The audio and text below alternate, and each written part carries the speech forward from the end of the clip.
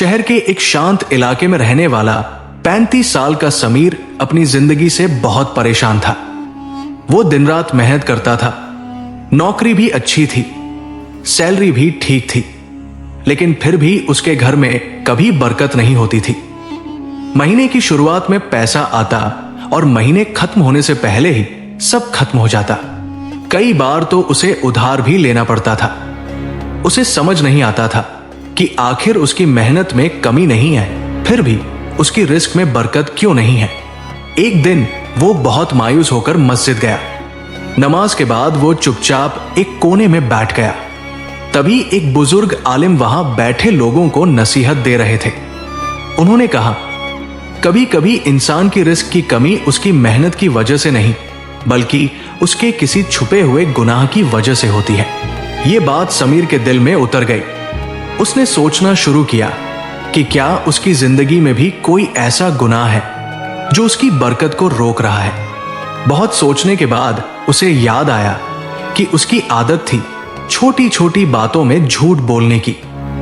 कभी ऑफिस में छुट्टी लेने के लिए झूठ, कभी दोस्तों से बहाना, कभी बिजनेस में गलत बात। वो इसे छोटा गुनाह समझता था।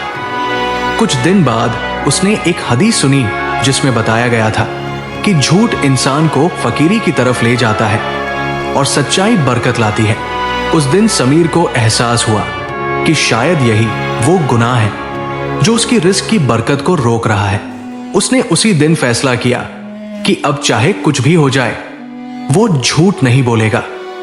शुरुआत में उसे बहुत मुश्किल हुई, कई बार उसे नुकसान भी उठाना पड़ा, मगर उसने सच्चाई नहीं छोड़ी।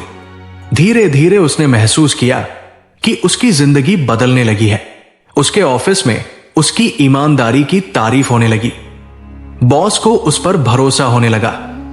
कुछ महीनों बाद उसकी सैलरी भी बढ़ गई, घर में भी सुकून आने लगा और खर्चे संभलने लगे।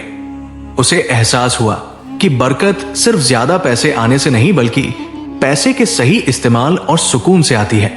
एक रात उसने अल्लाह का शुक्र अदा करते हुए दुआ की, या अल्लाह, मुझे समझ आ गया कि गुनाह छोटा हो या बड़ा उसका असर जरूर होता है। तू मुझे हमेशा सच्चाई पर कायम रख।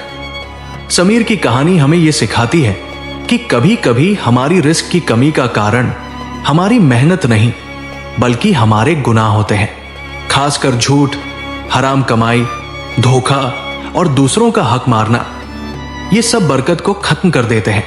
अगर हम चाहते हैं कि हमारी कमाई में बरकत हो तो हमें अपने आमाल को सुधारना होगा, सच्चाई अपनानी होगी, हलाल कमाई करनी होगी और दूसरों के हक का ख्याल रखना होगा।